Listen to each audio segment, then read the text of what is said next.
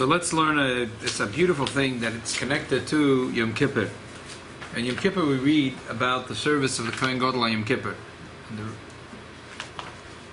the first, this special, unique tune, and Baruch Hashem here in Beis Menachem Mendel, we have unbelievable Balkoida. Vayidaber Hashem el Moshe Acharei Mois Shnei Bnei Aroim V'korvasom Lifnei Hashem Vayomusu Vayomer Hashem el Moshe. Right? There's a special tune for the reading of the Torah on Rosh Hashanah and Yom Kippurim. And you start here. It's really the Torah tells you the whole thing of Avodah of Yom Kippur. But it starts with an interesting pasuk. Vayidaber Hashem el Moshe, the Eibush spoke to Moshe, Achri Moshe Shnei Bnei Aaron, after the death of the two children of Aaron, B'korvasom Lifnei Hashem, as they come close to Hashem, Vayamusu, and they died. Vayomer Hashem el Moshe, Hashem said, Daber al Aaron Achicha, speak to Aaron your brother, Val Yoveh B'ei Choleis al HaKodesh, he shouldn't come at any time to the holy. Beis LaParoiches, behind the curtain, al Pnei HaKapoides, in the place of the Kapoides, which is on top of the Oren, Asher al Oren, V'lo Yamus, he shouldn't die. Only ki ba'on naro ala kapoides, he should see me with the cloud of the Ktoides. And the Torah goes on to explain once a year Aaron was to come to put on a Ksonas bat kodesh yilbosh, white garments, and the Torah describes the whole thing that was supposed to happen on Yom Kippur, the two special seidim that they brought and the special bulls that they brought. The Torah tells us the whole thing. Obviously, we're reading this in Yom Kippur because this is the avodah of Yom Kippur. But what's the introduction of this? Why is it relevant to know that this was said, Acharei Moshe Shnei Bnei Aaron? So, the simple reason is, Rashi says, Shelo Yomus Kederech Shemeisu Bonov, that the children, not the Vaviyu, the Torah says, they took a Eish Zoda, Asher Lo Yitziva Oisam. There's like a funny trap over there. Asher lo yitziva oisam. Shalshelet? No, the what's it called? No, that like that opposite, that opposite part. Whatever. Mm-hmm. That interesting one. So Rashi says simple that the connection here is that the Eibush spoke to Aaron to say that your sons, they b'dik Torahs without a command. They did it without a command, and therefore fire came up from heaven and consumed them. And I don't want you should die like your children did. So I want to tell you that you should never enter the holy place of Kodesh HaKadoshim. Only once a year, and you should come with the special Ketoides and with instructions of the Avodah of Yom Kippur. So according to Rashi, that's the continuation of the Psukim. Acharei Moshe Shnei Bnei Aaron. Why did they die? Because of Osam Lifnei Hashem. They came close to Hashem with bringing the Ketoides unauthorized, and therefore they died. And Eibush said to Aaron, command to Moshe, I want you to command Aaron your brother, and he shouldn't make the same mistake as his sons. Ohr HaChaim has a beautiful, beautiful pshat. Chassidus loves this pshat. The Ohr HaChaim says, no, this pasuk is not connected to the next pasuk. It's not that they died because of a negative thing, because of a sin, and therefore the Eibush said to Aaron, don't do the same mistake as your son. No, they were the biggest tzaddikim. There's no bigger tzaddikim than Nadav Avihu. But korvosam doesn't mean a bad thing, it means a good thing. Lo nimnu mikorev ledveikus neimus arevus yedidus neshikus masikus. They did not hold back from coming close to cleave, to the sweetness, to the friendliness, to the kiss, to the sweetness of kalois ad kalois nafshemehem, until the neshama passed out. They came close to God, and they allowed themselves to see the full sweetness until the neshama expired. So it's no negative. They came close to Hashem. Not a negative thing, a positive thing. The question is, what happened to the bodies? Their bodies actually burned because of the holiness that they were connecting to, or they just... The body stayed. The body the neshamas came out. The body stayed. But why it said Acharei Mot after the two sons died, and again Vayamutu? You just said אחרי מות שני בארון. Why That's a וימות? good question. That's a good question. No, it's dying. That's a good question. And the Be'er Chaim says that a lot of tzaddikim, like Moshe, when Moshe Rabbeinu died, it said that God kissed him. But Moshe Rabbeinu, the kiss came to him. But Nodav and Avihu, they went to the kiss. In other words, they went out of their way to see the sweetness of Hashem, and the neshamas couldn't contain it, and then they jumped out, the neshama. So this was a positive, it seems. So the question is, so what's the connection in Bazai? So why does the Torah start that the Eibush spoke to Moshe, Achari Moshe Nebnei Aaron, and then Vayomer Hashem al Moshe Dabar al Aaron. So according to Rashi, we understand Nodav and Avihu made a mistake. They brought the wrong Torahs. Therefore, they were punished. The Eibush said, "Tell Aaron not to make the same mistake." But according to the Or HaChaim, that they died, they were tzaddikim. They did nothing wrong. So what's the continuation in the pasuk? How does it continue? How does it flow? I thought there were many reasons. So there is the Chazal have a dispute. There is maybe 7, 8, maybe 10 reasons, different reasons. Okay. That's why. Because they were drunk. Because they brought the Torahs Because unauthorized. they didn't get married. They didn't get married. They didn't have permission. A lot of reasons. Some of the reasons I say, but the pasuk says v'yakrivu eish zora shelo yitziva oisam. It sounds that the pasuk says that they died because of the foreign fire.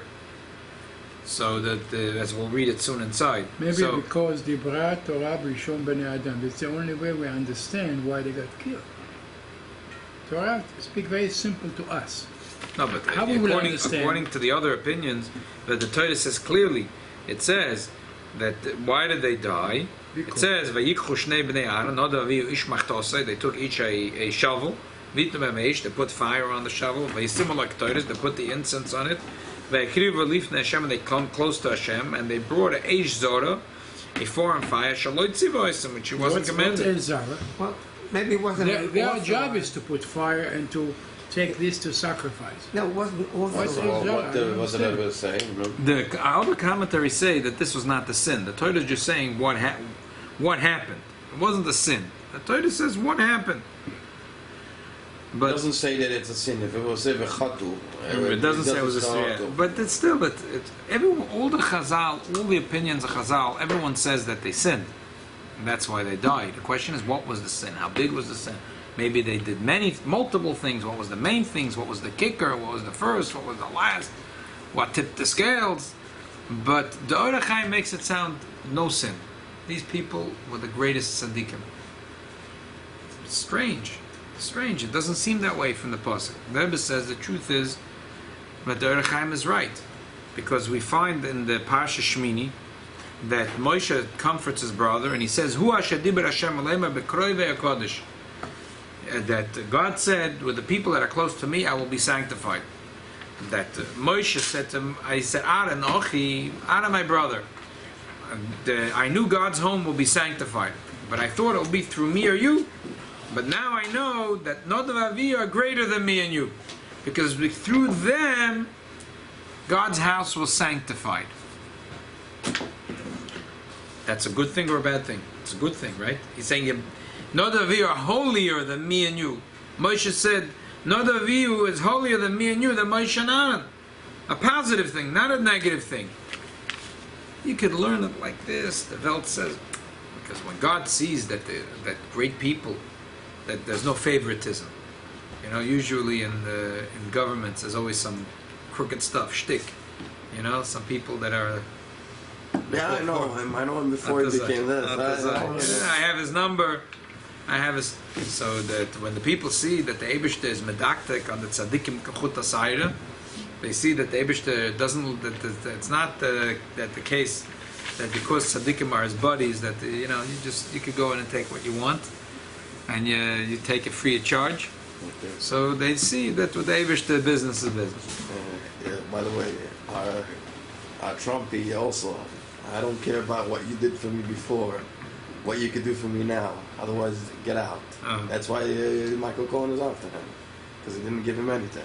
Right. Giuliani was on his right hand. He didn't give him anything. No, Giuliani's still on board, no? No, he's inside maybe, but he's not like official. No big shot. Not a big shot. Mm-hmm. You realize he Right. doesn't.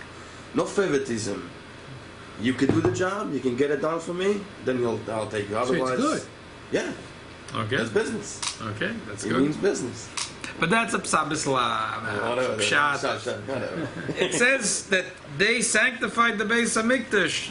How it means that they were holy, that they were good, and that's what the Orach Chaim says, that they were tzaddikim, and that the fact that they came close to Hashem was not a sin.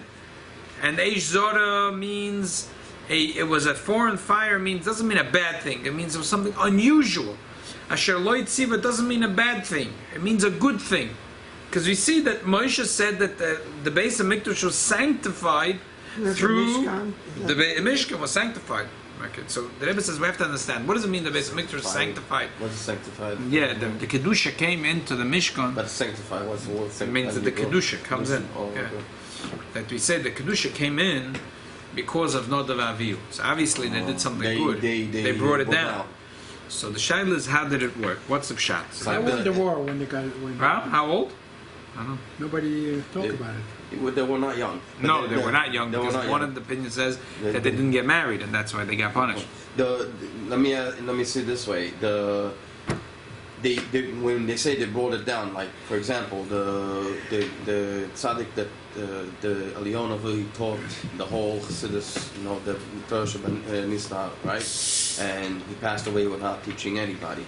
But he basically processed the first stage of having Kabbalah down here after the Zohar, after Ashby, right? Right. So he did another step. So basically, they did another step too towards They did a step to bring down the Kedusha. Kedusha. So they basically they in the same stage, just on a different level. They brought down the Kedusha, exactly. And then what Hashem says, it says, if Aaron HaKohen is going to go back into the Heichal, I want him to be able to come back out to be able to lighten up the world. So we have to do it. Not exactly. Exactly. So the Rebbe wants to explain it more. The Rebbe says like this: that we have in the Beis Hamikdash two things: the inner mizbeach, the outside mizbeach. It's called the mizbeach hapnimi, mizbeach hachitzon. The inside mizbeach is called the mizbeach hazav. It's a small mizbeach, amma by 3 ammas. It was small, and was inside, and it was only used for the ketores. And then there was the outside mizbeach, which was huge. 32 amma by 32 ammas. You know what that is? That's about 64 feet by 64 feet, and the height of about 30 ammas, about 60 feet. It was huge. It was huge. Is that where they brought the... That's where they brought all the karbanas. That's why they had this huge ramp to get up. It was huge. It was that huge? Yeah, it was that big. And all the production, all the karbanas How many were animals brought. they had to And serve in one shot? on a day like Erev Pesach, They're like, what, 50, well, 60? it was not, because Korban Pesach was mostly brought home. There was only a little bit of the chaylev and the dam that went on the mizbeach. But normally they were But, chatas and korban Korban oil. Pesach was There could be- not brought there? Brought and- there? The Korban Pesach mostly was eaten. Korban Was oil eaten, was like all a- burnt. Yeah. Korban oil was Each all one, burnt, each so there was a person. lot of stuff. But on the Yom Tov, they would, in order to show how much korbanos came on the mizbeach, the Kohanim used to make a huge pile of ashes. It was called the tapuach, the big apple. Not in New York, the big apple, but on the mizbeach, the big apple. They used to shovel all the ashes, and they used to make a huge pile. You know, like sometimes you go to the oil, like Rosh Hashanah time, and they leave the pan, and you see the boxes almost to the top. It's almost overflowing. You can see, wow, so many people came here to daven. So in the Beis Hamikdash, they wanted everyone to see how many karbonas there was. They used to make it look like an apple, a huge thing out of ashes. Chassidus says that in the heart of every Jew, there is mizbeach pnimi and mizbeach chitzon. And what does that mean? There's chitzoni sarotzen and pnimi sarotzen. What does it mean, chitzoni sarotzen and pnimi sarotzen? Remember Jackie Mason? remember if he's still now. He's still around. He's still around. Yeah. It's only I don't know if you remember his name, but I think he's still only around. 92. You know So- Jackie Mason? So he said he used to say You know that they used to say, develop a taste. You have to develop a taste. He said, what can develop a taste? He said, if a kid has a potato chip, do you have to develop a taste to eat a potato chip, to like a potato chip? If you give a kid a jelly bean, they have to develop a taste. They like a jelly bean. Now they're serving adults. You're serving them caviar and beer and wine. And a guy doesn't like the caviar, so you have to develop a taste. You give him some blue cheese, and he thinks it's full of mold. They said, you have to develop a taste. He had very filthy mouth. Yeah. Mason? That's all right. No, This one he had a good one. This word was a He good came one. one time to the restaurant when I was on 34th Street, Mendy's. Yeah. Two girls, one to the left, one to the right, coming in, limousine in the front. He used to live on Park Avenue, like a block away from the restaurant. So I asked him, why you eat kosher? He said, any kosher is good. Because he's known, he's going all over. Picture, photographer, But this was a cute word, he said. He said, we develop a taste. Potato chip, you don't have to develop a taste. To tell you to eat some blue cheese, say, oh, you have to develop a taste. Chitzoni zerotzen is when you develop a taste. You develop a taste. You don't know it's good, but someone tells you, read them telling you this is amazing, this is good. Good salesman tells you, I'm telling you this is gewaltig. Okay, so now I like it, now I'm interested in it. Pnimi zerotzen is a jelly bean. You don't have to develop a taste. It's something that you love. No one has to explain it to you. No one has to gives you some sales pitch for it. You love it be'etzem hanefesh. Like Chazal say, "Kol mi she'en lo karka, she'en lo bayis, she'en lo adam." Someone has interesting that you're saying this, right, but that's the nature. Chazal say the nature of a person wants that to own own a house, a piece of land and own a house, and a person feels that they're not a complete person without it. Someone has to go. We don't need an agent to come and say, "Person, that's the rotzen on the person that the person has." Now for some other for other stuff, for some other silly stuff, you need a salesman to come. That's chitzonius rotzen. So when you have to develop a taste, you have to develop a taste. That's called chitzonius rotzen. The crust, the outside of a person's will. It's when you don't have to develop a taste. That's called pnimius rotzen. Something you want. No one has to explain it to you. No one has to give you a sales pitch. You love it, and you know you love it, and you know you want we it. call it Exactly. That's called pnimius rotzen. There is in the heart of a Jew, there is a mizbeach achitzen, a mizbeach pnimi. There is korbanos and ketoides. What does the word korban mean? Korban means kiruf, to come close. Definition, you're two separate things, and one is coming close to the other. Ketoides means, bechat, like Rabbi Shimon Bar Yochai said, bechat katire is katarna, to make a knot. When two things become one, that's a keter. Ketoides is katarna. Is that a crown? Not a crown. Keter is with a crown, is with a tuft. Oh, with and a tuft. This is with a tes. Oh, okay. Bechat katire is katarna. I made a So knot. what's the root? Is that Keter. Kufta tresh. Like Ketura. Her name was Ketura Keturah, right. because she was I mean, loyal and to she the, tied herself to Avram Avinu.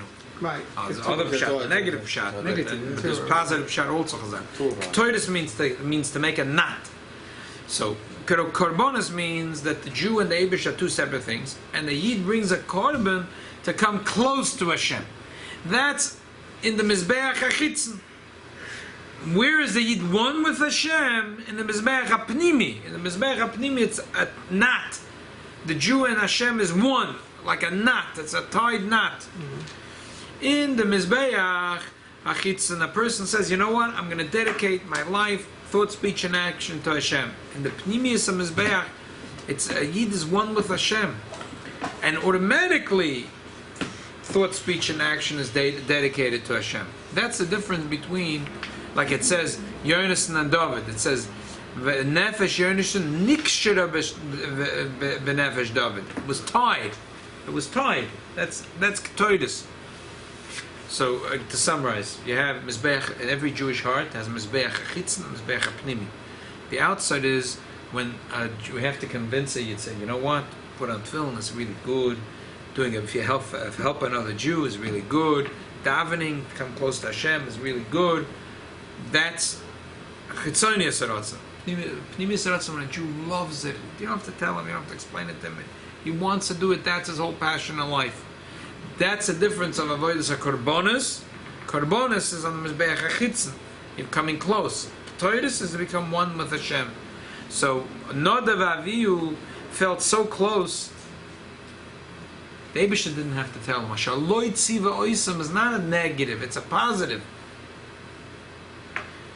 If you're married for 40 years, right, and someone has to tell you how to please your wife because you're clueless, you'd have no idea. You may be in trouble. Exactly. If you're married for 20 years and you have no idea what, I'm not, does she like ice cream or she likes pickles? I'm not sure. You're in trouble, right? Asherloi tziva. You don't have to have a command because the Eibishter says these people, Nadav Avihu, I don't have to tell them. They're ketoidus. They're tied to me with a knot. I don't have to tell them. They know themselves. They know. They know what I want, and what I want is known to them, and I don't have to tell them. Well, wait, hold. They were punished, quote unquote, for not following the rules. That's what the Rachaim says, that they were not punished. A different understanding. He's saying they were not. He turns everything over. From what I understand, they were not punished. They try to be like Moshe Rabbeinu, because Moshe Rabbeinu, even though he was married before, but like Achara, if he wasn't married having children, first of all, that would not be a lot. And that I'm saying is the whole purpose of Shem revealing himself after he was married. It was just not. It was not obviously that everything has a purpose, but like Achara, the minute he became it was exception. But Moshe Rabbeinu, the Eibusha told him to separate from his wife. Right.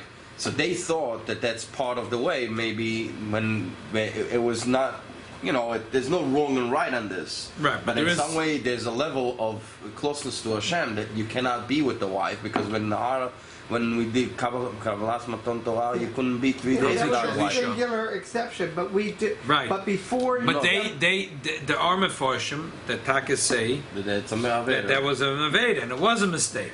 But the Oira, the Rebbe once explained the Oira Chaim, which is a Chidush. Obviously, the Pashup Pshat is they died because they made a mistake. But the Rebbe wants to explain the understanding of the Oira Chaim, that they never made any mistake, and Faket. And not only that, and that the whole Mishkan became Kodesh because of them. Why? So the Rebbe says, based on this pshat we're saying now, it's to understand, because it says there's 2 psukim. It's a look inside. Here, first pasuk says, "Vayhi ben Pasha Shmini, Vayhi b'yom Hashmini, Kodem Moshe la'Aaron elavon v'lezikni Yisrael. Vayove Moshe v'Aaron Elo Yel Moed, Vayetzer v'or Chasam Vayere Kved Hashem Okalam." This all happened by Yom Hashmini. Vateitza eish milifnei Hashem v'toichel al mizbeach ha'sa'oil v'schalalim. They didn't complain all the 7 days. They said, we don't see holiness coming down. We made the Mishkan, we don't see any holiness. Finally, a fire came out. Bring the point that every day they were standing and looking at Moshe Rabbeinu putting up the Mishkan. Remember that? Right. Every day they were standing and say, what's going on? Where's the holiness? Finally, on the 8th day, fire came out.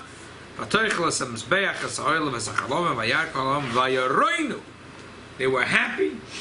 They were dancing and they fell on their faces. So this is like the fire was coming. There was no fire in the Mizbeach. The fire came from right. somewhere. Right. It was unbelievable. Yeah. They saw a miracle. Yeah. They saw a fire come down and eat up the korbanos. So they all they started to dance. They were in joy. Could you imagine? All of a sudden, such a miracle happens. Yeah, if it happens today, it was like Didanotza, Hey Tevis. Like everyone started dancing immediately. Everyone started dancing.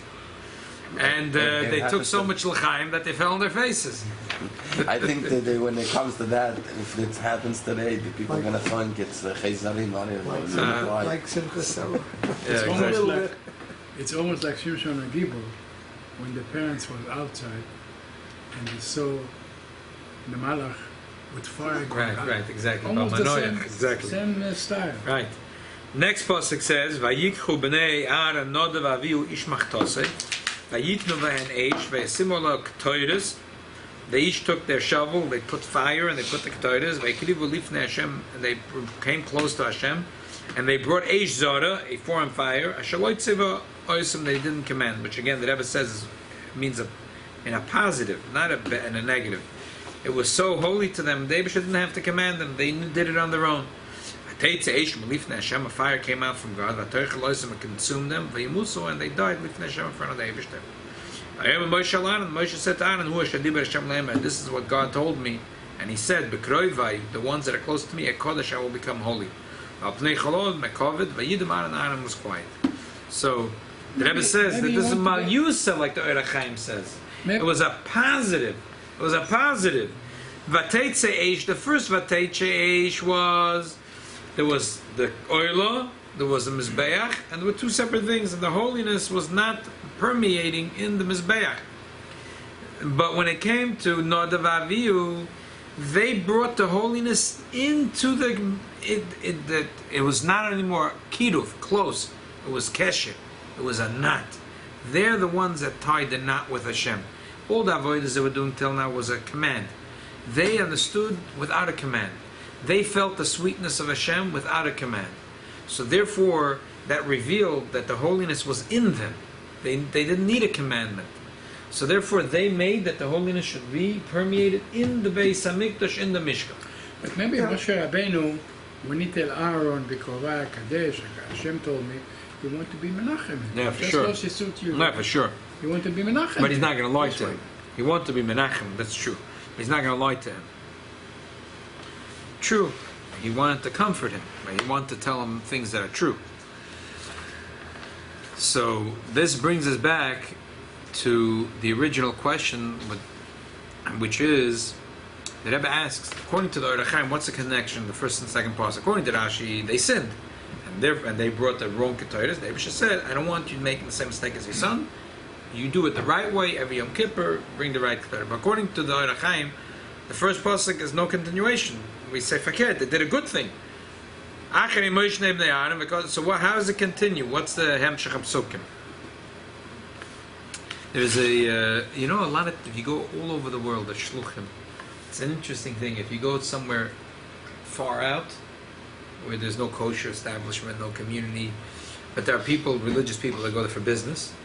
So like just to give you a typical like snapshot, so you have like Friday night, it doesn't matter where they come from, Bnei Brak, they come from Lakewood, if they come from, it doesn't matter where they come from, they find out where the Chabad house is. And they're all eating together. Yeah, Friday night is it's like magical Chabad house. Achdut. Friday night you can have frum people singing Yorivon.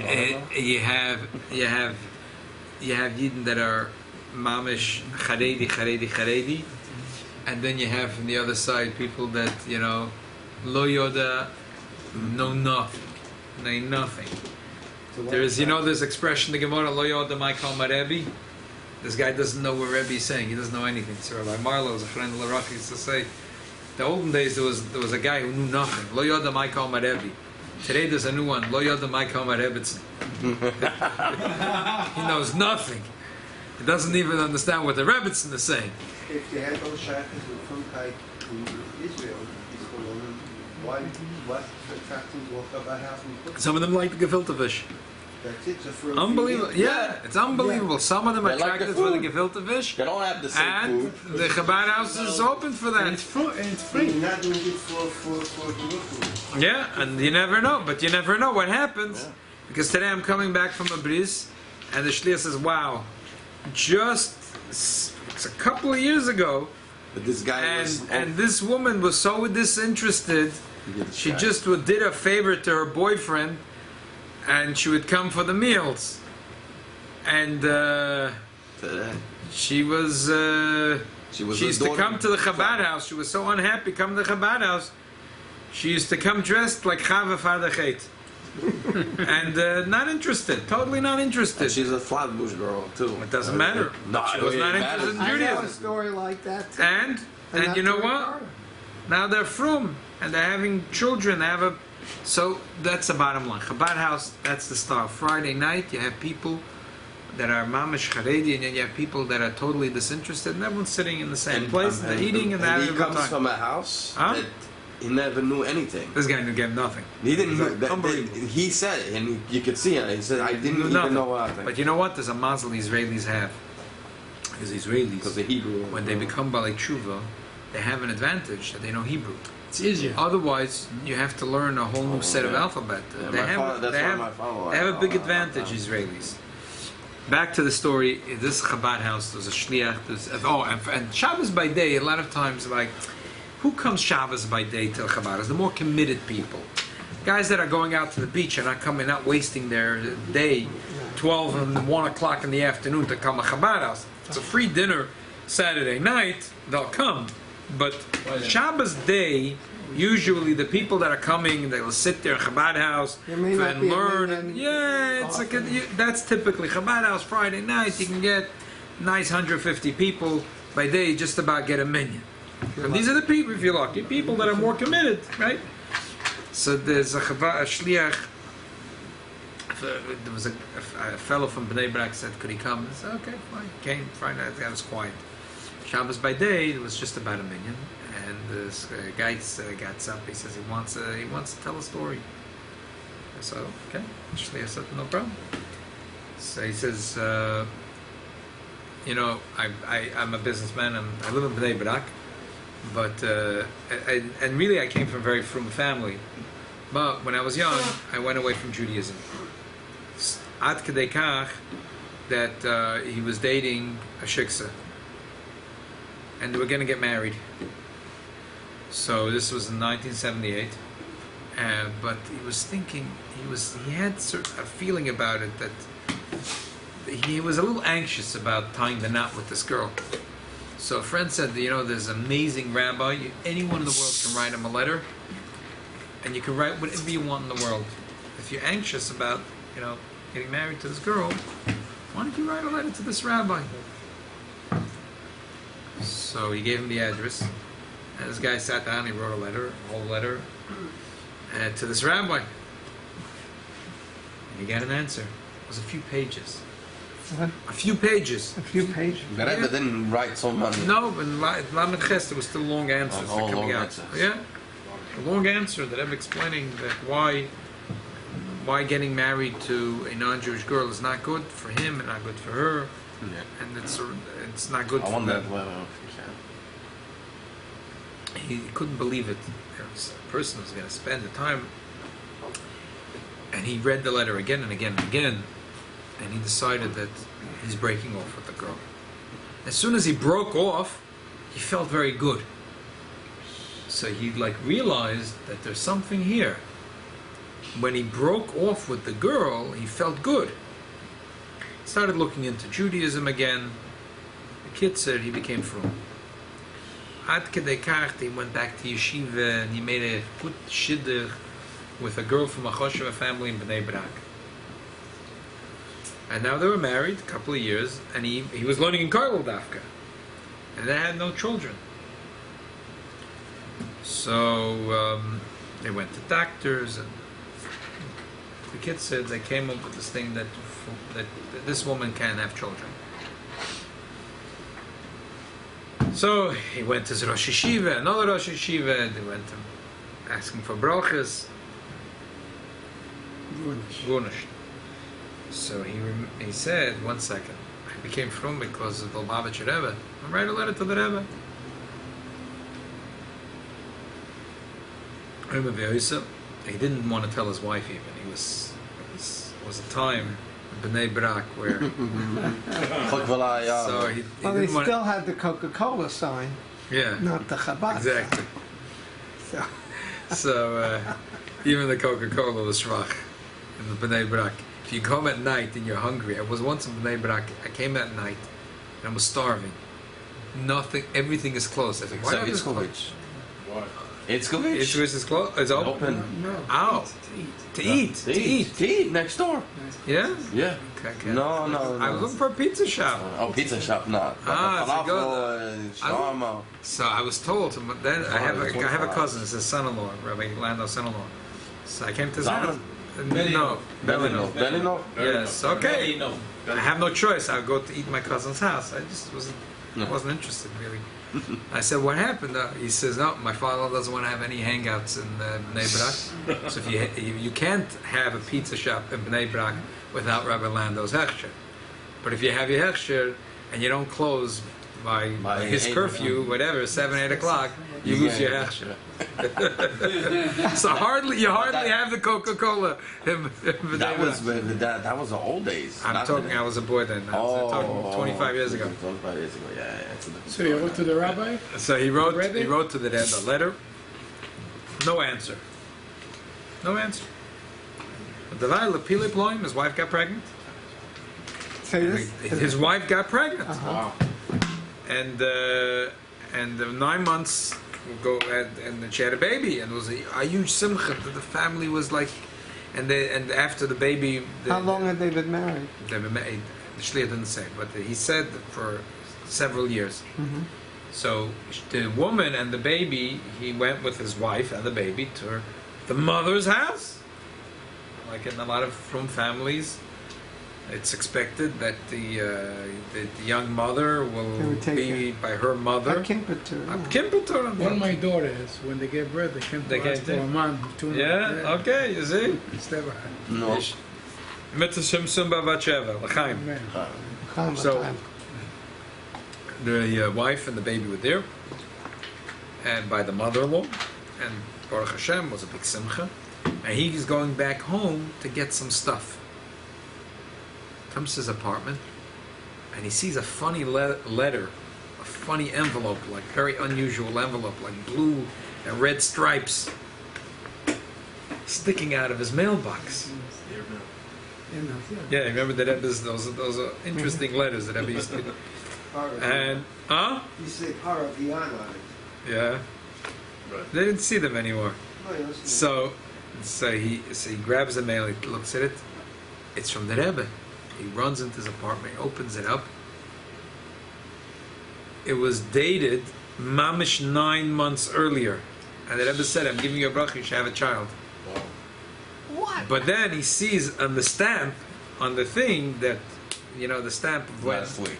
it was 1 week earlier. In other words, the Rebbe wrote the letter 9 months ago, and it wasn't sent out until a week ago.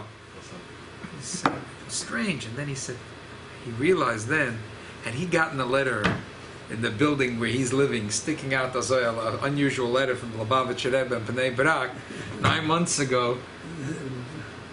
That it might not been such a pleasant atmosphere. But now that you see that the Rebbe is at bracha, now the Rebbe arranged that the letter comes to his house when the wife and the mother-in-law, no one was there. The wife was in the mother-in-law's house. No one was here. Not only did the Rebbe gave him a bracha, but he also sent him the letter when it was safe to get the letter. It was safe to get. Wow. So you never know. You look at it in the outside. You never know if he looks one way and really what the Yid really is. You don't know. You mamish don't know. So that's the connection of Achrei Moish Nei Bnei Aaron and Bekarbasim Lifnei Hashem. Because what happens on Yom Kippur? You don't look at the Yid the way he's on the outside. You look at the Yid the way he's on the inside. Lifnei Hashem, in the deepest level. On a superficial connection, not a superficial, a regular connection between Yid and the Eibishter gives commands. The Yid doesn't listen to commands, he's in trouble, right? The Eibishter tells you what to do, and you don't listen. It's not good.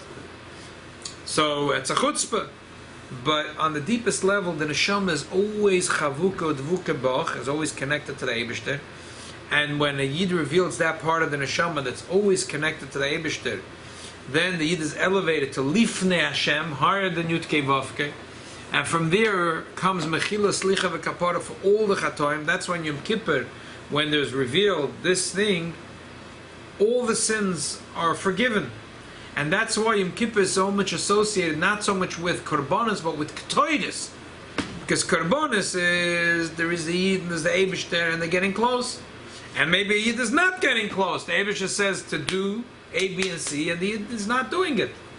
But on Yom Kippur, it is Nizgala, the etzem of the Jew, that every really Yid is Yochid, every Yid is connected with that Nat to the Eibush. And that's why there's a few interesting things that we have about Yom Kippur. Yom Kippur is a time where we're supposed to try to show ourselves that the mitzvahs that we're doing is not because we're forced. The mitzvahs we're doing is out of absolute pleasure. Asher lo tziva, as if we never got a command. One of the amazing things about Tisha B'Av in the Minik Chabad is that a person should imagine that it not only is not hungry, but that he's enjoying the fast. Tisha B'Av or Yom Kippur? I'm sorry, I said Tisha B'Av? Yeah, Yom Kippur. Fakir, Tisha B'Av, there's the Rebbe brings the words from Rabbi Tisha B'Av. That, exactly. And Rabbi Tisha B'Av said that in Tisha B'Av, who wants to eat? It's a question mark. Like, why would you want to eat? I'm sorry. It's a Who? question mark. I'm sorry. Could On you eat? Tisha How B'Av, could you how eat? could you eat? I ruined it already. On Tisha B'Av, how could you eat? Who could eat Nebuch on such a day? How could you eat? But on Yom Kippur, who wants to eat? Who wants to eat? We're like a malachim. We're like malachi asharis. We're mamish like malachim. So b'meila, this is connected to the inyan of ketoides. So we're saying the Achaz Bashona once a year, the Yid doesn't need a command. A Yid wants to do the Ratzon the Eibishter without a command, without being told even. A Yid wants to do everything the Eibishter wants. Like Noda ve'aviyu. Just like Noda ve'aviyu. So you're Machavan, that's what the Rebbe says, is the connection. That by Mois Shnei B'nei Aaron, the dedication in their heart was amazing. It's just that by them it ended up Vayamusu.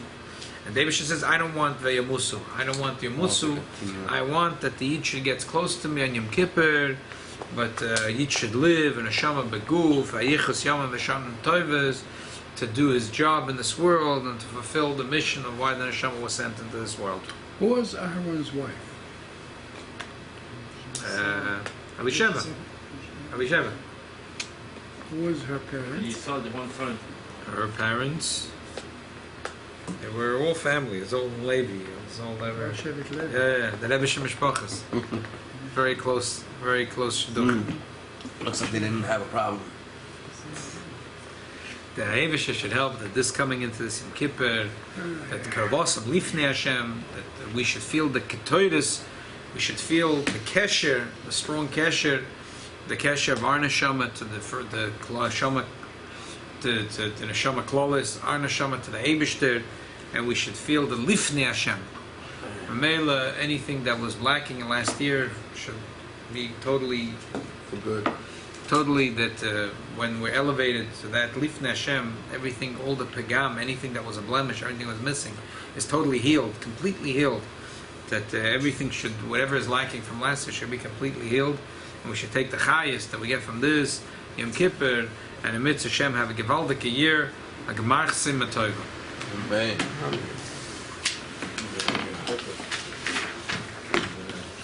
I think the Rabbi said that the Rebbe said that in a sicha of Yom Kippur that you should have from the fast, you should eat misparnas as if you're eating. Right. That kind of pleasure as if. Unbelievable. Unbelievable. That. The Rebbe said in the sicha of Erev the fast in Toshin Beis that the first time they did the Chanukah Sabayis and Migres and Migdash, they didn't eat. Cool. Thanks for coming. And the Eivish is going to help. The Rebbe said the Mashiach is coming, take it from a yad, and we're going to eat this Yom Kippur. Wow. That the Rebbe said that. The Rebbe said that in Toshin Beis. When Moshe Rabbeinu came down from the mountain with the Luchas, it was Yom Kippur. Yeah. It was Shabbos, it was Yom Kippur. What he says, Vayesh V'lecho. Right. So I saw Why? this. Because the next year you're going to tell them about Yom Next Kippur. year was so there's a beautiful story. I couldn't open up your thing yet, but I saw this in the Kvar Chabad from Rabbi Leibel Shapiro. And Tov Shechov Beis, the Rebbe came to the meal, and usually they put one challah. Well, there's no lechem mishnah. Accidentally, they put 2 chalas. So the Rebbe took both chalas as if it was Shabbos, and he made a moitzi. Shmuel Levitna asked the Rebbe, lechem mishnah, it's a suda, but we don't need lechem mishnah. So the Rebbe smiled. The Rebbe said, someone put it here. So the Meilai took it. But the Rebbe said, since I already did it, the Ken Zagan Apshat. Because Moshe Rabbeinu came down from the mountain, and the Eibusha said, "V'salachti k'dvarecha." There's an opinion that they were Shabbos, so they have to eat. And not only did they have to eat, but now they got the Eibusha said, "Salachti k'dvarecha," so they were very besimcha. So they probably had lechem mishnah. That the first Yom Kippur they had a suda and they had lechem mishnah. Wow. The Rebbe said it al derech hatzachos. But Erev Yom Kippur Tavshinum Beis, the Rebbe said a whole sicha, and wasn't so much al derech hatzachos. The Rebbe said that we don't know if Mashiach comes, that could be we're going to eat on Yom Kippur. And I was thinking, this is like pile ploim. It's against the halacha. Yeah, but the din is that we learned recently in the Rambam that like Eliyahu Harakarmel, that if the Novi comes and the Novi says an exception, just like Eliyahu came by Harakarmel and said, the Eibusha said, you're only allowed to bring your shleim, but today the Eibusha wants me to make a korban here in Harakarmel, you're allowed to do it. So Mashiach will come and say the Eibusha said that we're building now the Beis HaMikdash and we're making the Beis HaMilur, we're going to have Rav Yosin. It's going to happen. Amen.